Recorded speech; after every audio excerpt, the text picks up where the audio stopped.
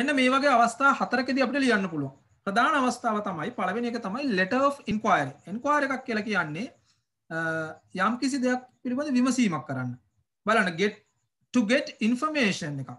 තොරතුරු ලබා ගන්න කෝස් එකක් සම්බන්ධව පාඨමාලාව ජොබ් එකක් මොන හරි වෘත්තියක් ගැන කතා ඉල්ල ගන්න යම්කිසි එන්ක්වයරි එකක් ගන්න ඔයාට හිතන්න මොන හරි ජොබ් එකකට ඇප්ලයි කරන්න ඕන හැබැයි ඒ ජොබ් එක ගැන ඔයාට ඇඩිෂනල් ඩීටේල් ඕන you are making an inquiry එකක් තමයි කරන්නේ පාඨමාලාවකට යන්න ඕන ඒකේ විස්තර ගන්න එන්ක්වයරි එකක් කරන්න ඕනේ so ඒතර ඒක ගැන ලියන ලෙටර් එකක් වෙන්න පුළුවන් ඒතර ඒකේ සාමාන්‍යයෙන් ඇතුල් වෙන්න ඕනේ අන්තර්ගත වෙන්න ඕන දේවල් ටිකක් තමයි brief introduction about yourself මේ එන්නේ body content එකට එන ටික ඊට පස්සේ clear detail about the area of inquiry මම දැන් මේක ඉවරලා ඔයගලන්ට inquiry letter එකක sample එකක් පෙන්නනවා මේ inquiry එකකට ලියපු sample case එකකට ලියපු letter එකක් මම ඔයාලට පෙන්නනවා I'm going to show you so ඒක මම analyze කරලා දීලා ඊට පස්සේ ඉතිරි තුනට order එකටයි request එකටයි complaint එකටයි task තුනක් දීලා තියෙනවා ඒ task තුන ඔයාලා ලියන්න ඒකට ඕන කරන answers ටික ඉස්සරහදී අපි share කරන්න clear detail about the area of inquiry මෙන්න මෙතන තමයි ගොඩාක් දෙනෙක් වරද්දන්නේ දැන් ඔයා inquiry එකක් කරනවා නම් මොකක් ගැනද කරන්නේ මොකක් සම්බන්ධවද කරන්නේ ඒතර ඒකට අදාළව හිතන්න මොනවා හරි හිතන්න ඔයා දැන් course එකක් දැන් අපේ iSpeak academy එකේ තියෙන course එකක් පිළිබඳව විස්තර අහනවා දැන් එහෙම ලියුම් එන්නේ නැහැ මේ WhatsApp messages එනවා email එනවා එච්චරනේ එන්නේ ඒතර course එකක් ගැන විස්තර අහනවා නම් ඔයා දැනගන්න ඕනේ ඕකේ මොන course එක ගැනද අහන්නේ ඒතර ඔයා කවුද මොන වගේ කෙනෙක්ද දැන් courses තියෙනවා එක එක after O level ළමයින්ට තියෙනවා A level ළමයින්ට තියෙනවා adults ලට තියෙනවා nursery කියන ඔක්කොම තියෙනවා අද අපි ගාව courses එතකොට ඔයා කවුද කියලා introduce කරේ නැත්නම් ආයේ අනිත් එක්කෙනා ආපස්සට ආයේ follow up කරන්න ඕනේ. ඒතර clear details එක දෙන්න ඕනේ. ඊට පස්සේ deadline which you need the information deadline කියලා කියන්නේ මේ කාලය නැත්නම් time frame එක. which you need the information ඔයාට කවදා වෙනකොටද මේ තොරතුරු ඕනේ කියලා සාමාන්‍යයෙන් ලියුමක් ලියනකොට එන්ක්වයරි එකක් ලියද්දි පොඩි සටහනක් දාන්න. එදාටම දෙන්න බැරුණත් ඒ ළඟ දවසක ඊට කලින් හරි ඊට ළඟ දවසක දෙන්න පුළුවන්. නැත්තම් නිකන් ඔහේ යවුවොත් එimhe මොකද වාගෙන් විතරක් නෙමෙයි ලියුමක් එන්නේ. ඒ නෑ හැමෝම අතරින් එකට ඩෙඩ්ලයින් එකක් දෙන්න සාමාන්‍යයෙන්. ඒතර ඔය ටික තමයි තියෙන්න ඕනේ. ඊළඟ එක තමයි ඕඩර් ලෙටර් එක. ඕඩර් ලෙටර් එක කියලා කියන්නේ අපි යම්කිසි භාණ්ඩයක් ගන්න මොන හරි ඕඩර් එකක් කරනවනේ. to order something from a seller කෙනෙක්ගෙන් වෙන්න පුළුවන් vendor කෙනෙක්ගෙන් වෙන්න පුළුවන් we can add අපිට එකතු කරන්න පුළුවන් detailed item descriptions type quantity etc ඒ කියන්නේ දැන් හිතන්න ඕගලන්ට TV එකක් ගන්න ඕනේ TV එකක් ගන්න ඕනේ දැන් හිතන්න මේ දවස්වල දැන් අපිට දැන් lockdown තියෙන එකේ එළියට යන්න බෑ නමුත් ගෙදරට deliver කරනවා කියලා හිතන්නකෝ දැන් ඔය online තියෙනවා දරාස් තියෙනවා eBay තියෙනවා ඒ වගේ නම් බලලා ගන්න පුළුවන් just imagine that ඒවා තිබ්බත් ඔයාලට still details ඕන නම් මොකක්ද ගන්නෙ මොන ටීවී එකද ඉන්චස් කීයද මොකක්ද බ්‍රෑන්ඩ් එක ඒකේ ඒකෙන් කීයක් ඕනේද ක්වොන්ටිටි කියන්නේ ඒකයි ප්‍රමාණය ඔය ඔක්කොම විස්තර වෙන්න ඕන information related to shipping delivery ඔය shipping කියන්නේ ගොඩක් වෙලාවට international එනවා නම් delivery කියන්නේ ගොඩක් local තියෙනවා නම් ඒතර ඔයාගේ delivery එකට අදාළ විස්තරත් ඔයා අහන්න ඕනේ ඒගොල්ලෝ deliver කරනවද deliver කරනවා නම් මොකක්ද method එක ඒකට extra cost එකක් ගන්නවද එහෙම නැත්නම් මොනවාද ඒගොල්ලෝ ඩිලිවර් කරන්නේ නැත්නම් අපිට මොකක්ද වෙන තියෙන alternative methods ඔන්න ඕවා ගැන අහන්න ඕනේ ඊට පස්සේ information related to payment දැන් order එකක payment කරන එක payment කොහොමද කරන්නේ online pay කරන්න පුළුවන්ද cash on delivery pay කරන්න පුළුවන්ද credit card ගන්නවද ගන්නව නම් මොන cards ද ගන්නෙ ඊට පස්සේ මොනවාද එහෙම නැත්නම් ගිහිල්ලා direct pay කරන්න ඕනද bank එකට deposit කරන්න ඕනද ඔන්න ඔය වගේ ඒ order එකට සම්බන්ධ විස්තර ටික තියෙන එක මේවා ඔක්කොම body content එකට තුන්වෙනි ලෙටර් එක තමයි එන්න පුළුවන් letter of request request එකක් කියලා කියන්නේ ඉල්ලීමක්. එතන මේ letter of request එකයි letter of enquiry එකයි පටල ගන්න එපා. enquiry එකක් කියලා කියන්නේ යම්කිසි තොරතුරක් ලබා ගන්න යම්කිසි දෙයක් ගැන තොරතුරු ලබා ගන්න කරන විමසීමක්. enquiry එකක් කියන්නේ. request එකක් කියලා කියන්නේ ඉල්ලීමක්. හරි? එතකොට request එකක් කරනකොට to get permission හිතන්න කාගෙන් හරි අවසරයක් ගන්න. දැන් ස්කූල් එකේ හිතන්න ඕගොල්ලෝ මොනවා හරි blood donation campaign එකක් organize කරලා තියෙනවා ඒකට main hall එක reserve කරගන්න principalට විදුහල්පතිතුමාගෙන් ඔයා ඉල්ලීමක් කරන්න ඕන නැත්නම් හිතන්න වෙන මොන හරි public එකක ඔයගොල්ලන්ගේ තියෙන public ground එක book කරගන්න ඕනේ මේ පැත්තේ ඉන්න මේයට ලෙට යවන්න ඕනේ. ඒතර එතන ඉල්ලීමක් තියෙනවා. නැත්නම් පොලිසිය මොන හරි දෙයකට අවසර ගන්න ඕනේ. ඒතර පොලිස්පතිතුමා පොලිසිය ඉන්න ස්ථානාධිපතිතුමාගෙන් අවසරයක් ඉල්ලන්නේ. ඒතර ඒක ඉල්ලීමක්. එතකොට ඒකෙදි ඇතුළත් වෙන්න ඕන කරුණු ටික බලන්න. දැන් මේ කරුණු එකෙන් එක ඔයගොල්ලෝ විශ්ලේෂණය කරලා බලන්න. Detail about the event, date, time. එතකොට ඔයා මොනවා හරි දෙයක් ගැන කරනවා නම් ඒ පර්මිෂන් එකට අදාළ සම්පූර්ණ විස්තර පර්මිෂන් එක ඉල්ලන ඉවෙන්ට් එකට නැත්නම් සෙෂන් එකට ඒ කරන වැඩේට සම්බන්ධ විස්තර ටික දෙන්න ඕනේ. එතකොට ඒකේ තියෙන දිනය කවද්ද? ඒක වෙලාව කොයිද? ඒ දේවල් ටික දෙන්න ඕනේ. Next thing is you can talk about the participants, right? Participants information. එතන participants ලගේ information එක ඔයාලා දෙන්න ඕනේ. ඒගොල්ලන්ගේ තොරතුරු. දැන් මේ දවස්වල වගේ නම් ඉතාමත්ම වැදගත්. දැන් මේ වගේ කොවිඩ් සිටුේෂන් එක නම් අනිවාර්යයෙන්ම information ගන්න ඕනේ. යාළගේ නම, ගම, පළාත, ඒ වගේ විස්තර ඒ වගේ ඔක්කොම ඒ සම්බන්ධව ගන්න ඕනේ. ඊට පස්සේ why the request is important. මේ request එක important ඇයි කියන එක emphasize කරන්න. ඒ කියන්නේ ඇයි මේක අපිට එච්චර ඉක්මනට ඕන වෙන්නේ කියන එක දැන් කාගෙන් හරි ඔයා ඉල්ලීමක් කරනවා නම් ඒකට යම්කිසි justification එකක් නැත්නම් සාධාරණයක් කරන්න ඕනේ. නැත්නම් සමාල්ලාවට ඒකට ඕන් කියා වෙන්න පුළුවන්. හරි? දැන් උදාහරණයක් විදිහට මෙහෙම කියන්නකම. ඔයාලා මොනවා හරි හිතන්න වෙල්ෆෙයාර් ඉවෙන්ට් එකක් ඕගනයිස් කරනවා. right? okay කාර් වොෂ් එකක්. දැන් අපි හිතමු දැන් ඔයගොල්ලන්ගේ ස්කූල් එකේ ළමයි ටික එකතු වෙලා කාර් වොෂ් එකක් ඕගනයිස් කරනවා. එතකොට ඒක ඕගනයිස් කරන එකේ කරලා රේස් කරන ෆන්ඩ් රේසින් එකේ ඔයගොල්ලන්ගේ පර්පස් එක හිතන්න. ඒකකින් කරන එකතු කරන සල්ලි ගන්න එක්කෝ ස්කූල් එකකට හරි නැත්නම් තව ළමා නිවාසයකට මොනවා හරි ඩොනේට් කරන්න. නැත්නම් ගමේ පන්සලේ මොකක් හරි වැඩක් කරන්න. ඔන්න ඔය වගේ මොනවා හරි ඒකේ ඉම්පෝර්ටන්ට් කොච්චර ඒ රික්වෙස්ට් එක ඉම්පෝර්ටන්ට්ද කියලා ස්ට්‍රෙස් කරොත් එimhe සමහරවිට ඉක්මනට අවසරය ලැබෙන්න පුළුවන්. අන්න ඒ වගේ ඒකත් මෙන්ෂන් කරන්න ඕනේ. letter of complaint කියලා කියන්නේ අපි යම්කිසි පැමිණිල්ලක් කරන්න.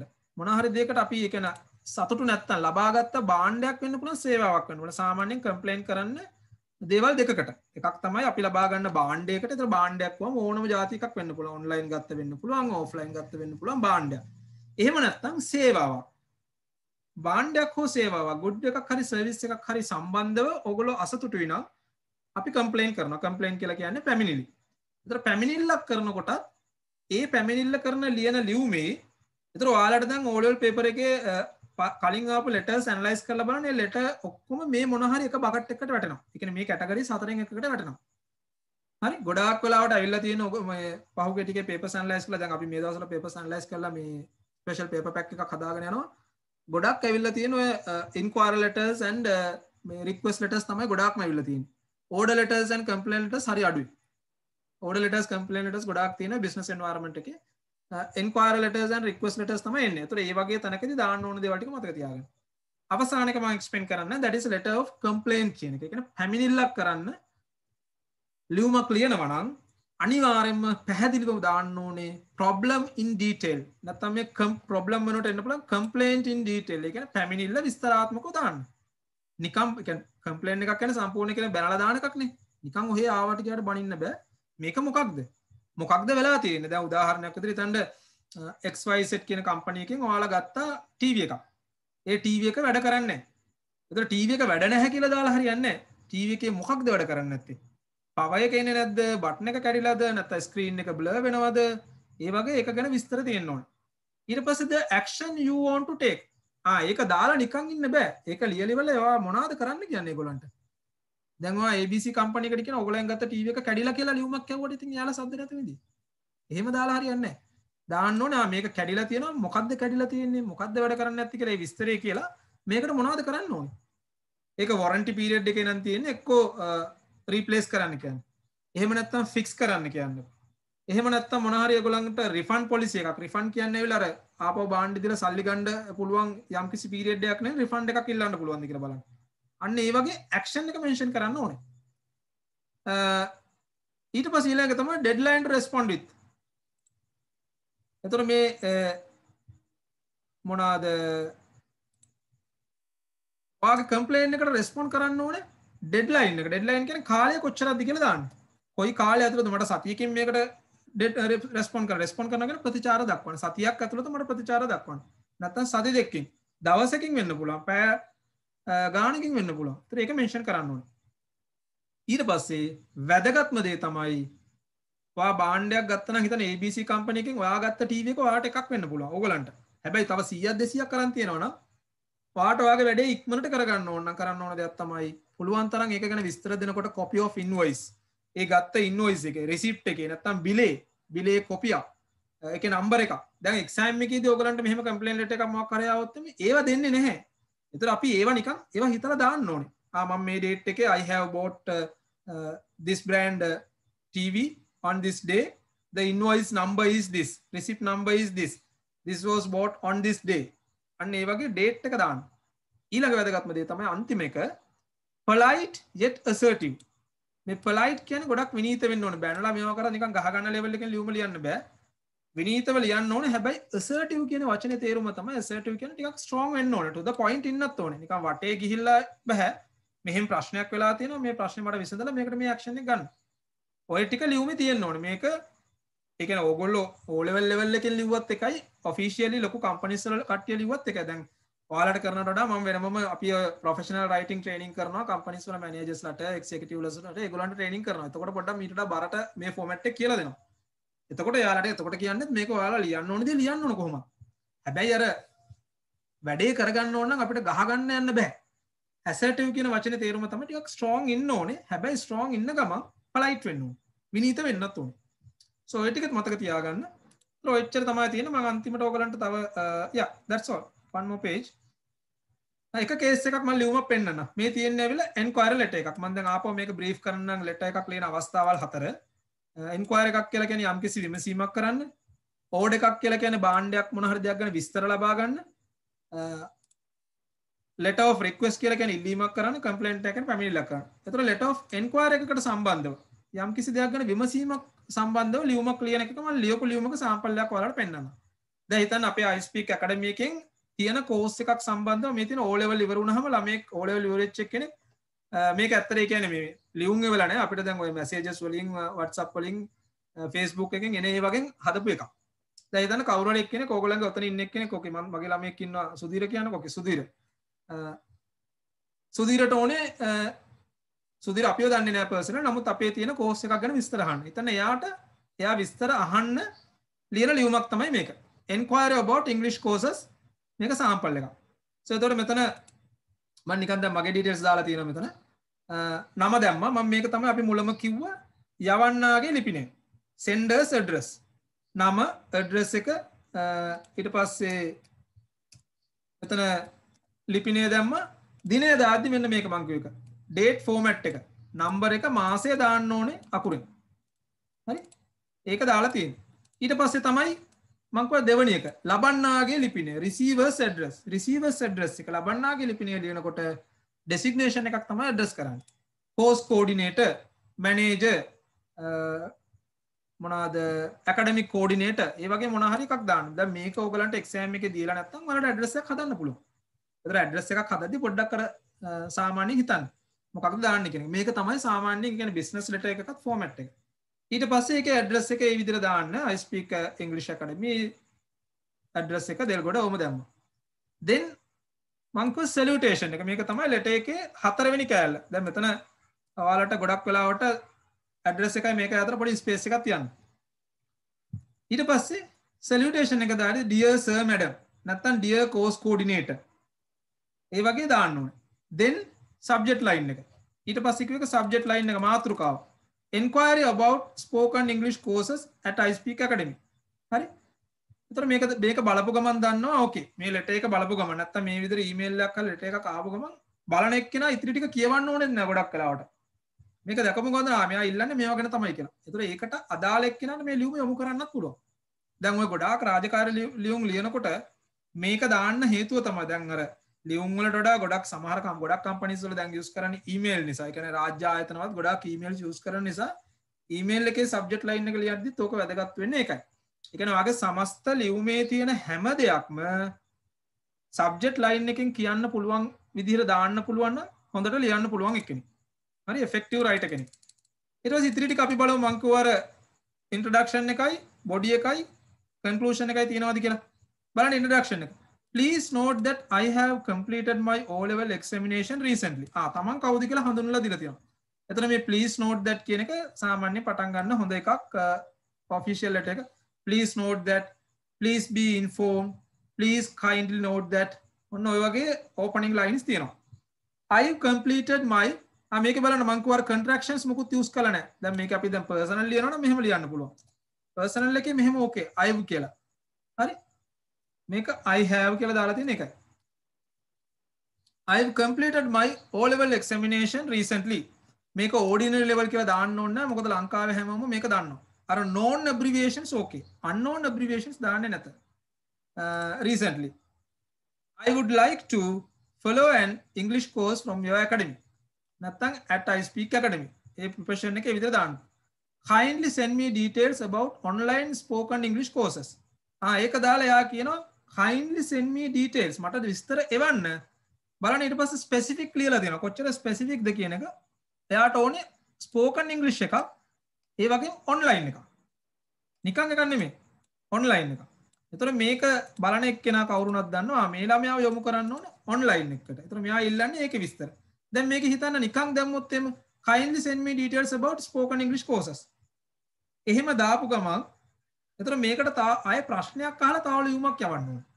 දැන් ඔයගොල්ලෝ නිකන් හිතන්න මේකේ දැන් කිසිම දෙයක් නැහැ. Just imagine that no SMS, no WhatsApp, no any other mode of communication.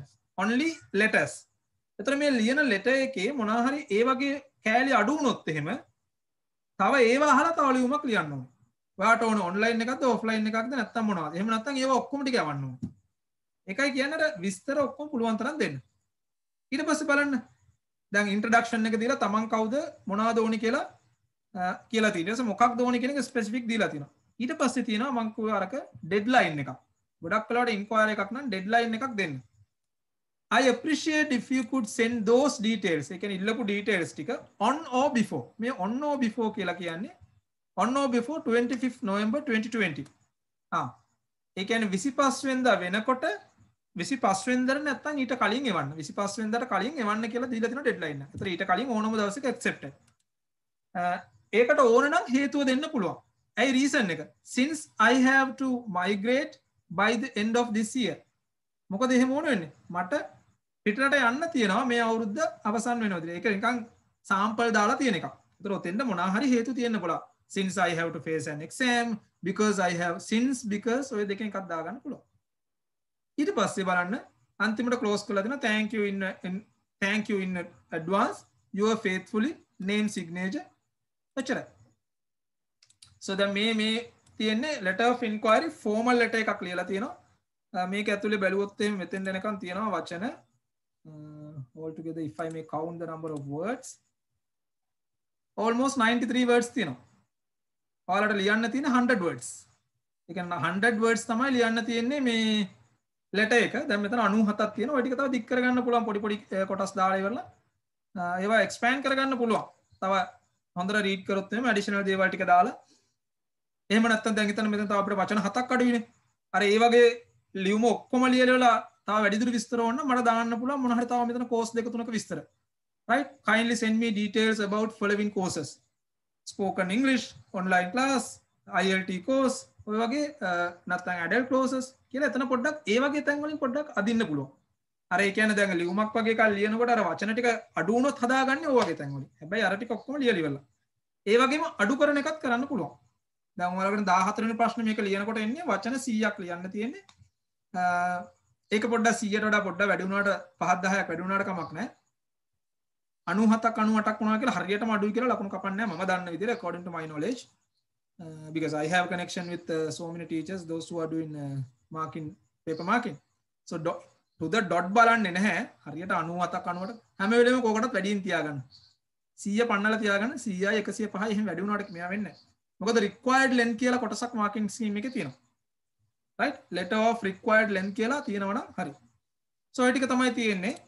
I hope you all understood the structure. Finally ඔයාලට මෙන්න මේ ටාස්ක් තුන තියෙනවා. මේක ඉතින් අනිවාර්ය නෑ. මේක දැන් මගේ ක්ලාස් වල මගේ ළමයින්ට අනිවාර්යයි. එයාලා කොහොමද මේක ලියන්න ඕනේ? මේක විතරක් නෙවෙයි තව ගොඩක් තියෙනවා.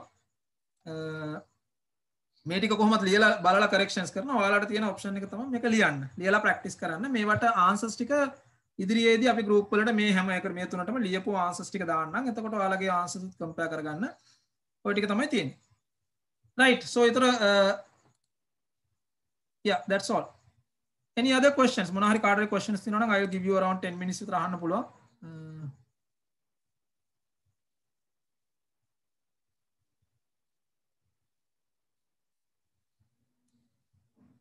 හරි.